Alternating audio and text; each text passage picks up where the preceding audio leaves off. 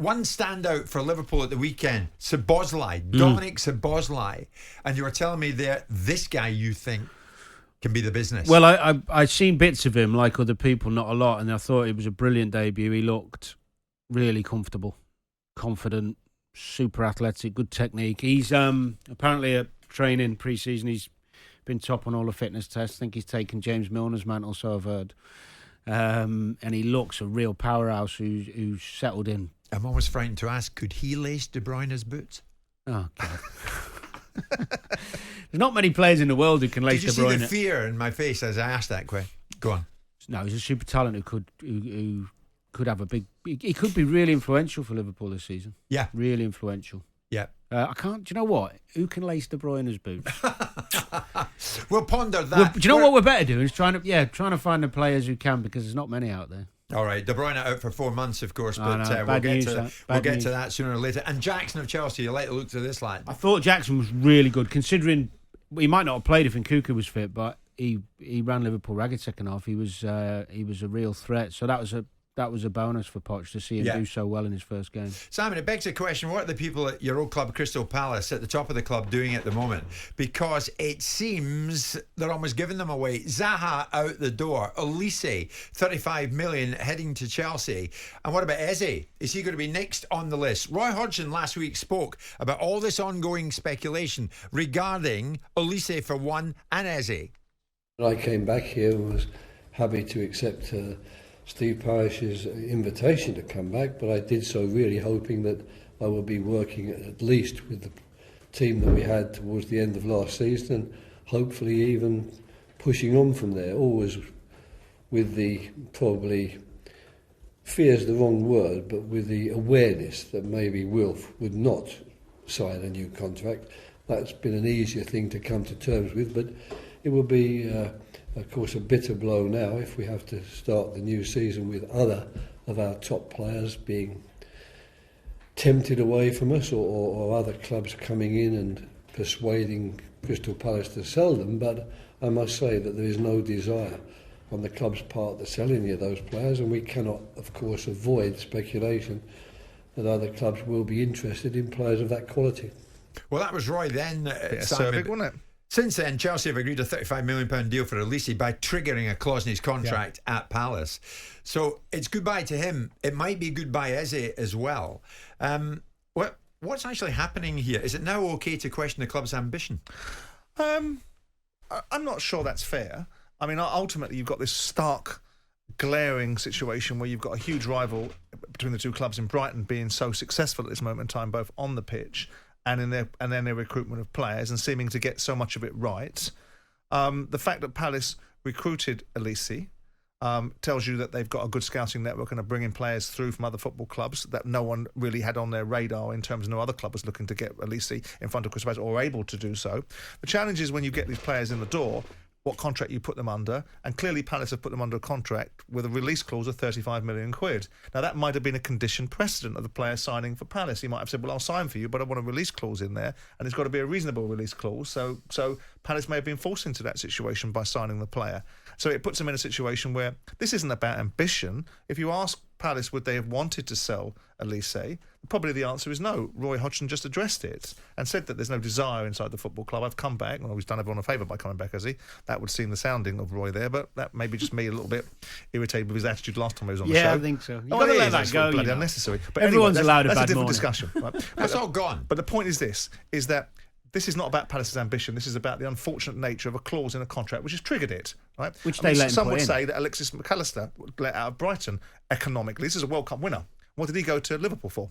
Similar 40, wasn't it? 35, There you go. 40. So is that a lack of ambition on Brighton's part, or was that just a simple scenario of a contract that you got caught in with a player that ultimately has overachieved or achieved at a certain level, which has courted other people's attention? They could renegotiate his contract. Well, they could, knowledge that others will come in. Only if the player is receptive to that. Yes. So with that in mind, if the player's not receptive to that, then you've got a different challenge in your mind. Right? If you've signed him on a 3 or 4 year contract and the player's that's already done, and you're not necessarily assuming that out of left field Chelsea are going to come along and pay 35 million quid. Yes, you could do. And to be fair, Brighton attempted to, but Alexis McAllister still went out the door for 40 million quid. So Brighton would have had Alexis McAllister on probably even a worse contract and might have even got less money for it if they hadn't had the foresight before the World Cup to tie him down to a new contract, which is what they did. Right. Now, the question is about Palace. Yeah. And I'm not going to defend Palace just because I happened to be involved with them once upon a time. I think you have to be objective. If Eze starts coming under pressure in terms of all of a sudden Palace are starting to move towards selling him, then you're going to say, what's going on here? Because unless there's a release clause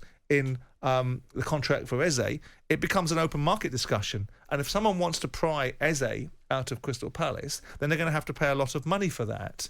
And if they do then sell it, then there's going to be a debate about, well, what is it you're trying to achieve? What is your game plan? Where are you going? The ownership models of Brighton and Palace are starkly different right now. You can see it for yourselves. Despite having Parish in control and having ultimately American money having bankrolled him for years, there's no ambition to push Palace forward and to ultimately get them to a situation where they're competing at the top end of the league, or there's no outcome to that end.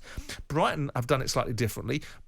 Tony Bloom is getting a lot of plaudits, but he's bankrolled an enormous amount of financial obligation upon himself and Brighton over the years. It's cost him enormous amounts of money, not just from the acquisition of the stadium, but from the constant support that he's given the football club. Yeah, but they've got themselves to Europe.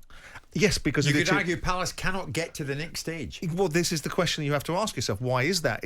That's not simply because of a lack of ambition. That's because of the capability of the people that Palace have brought in. Which is fine. Palace brought in Patrick Vieira. Everybody went, oh, Patrick Vieira, that's great, fantastic. Right? Whereas the difference between Palace and Brighton is Brighton brought in Graham Potter, did a better job off the back of the platform that Chris Hughton gave him, and their recruitment with Dan Ashworth and everything was better than Palace's.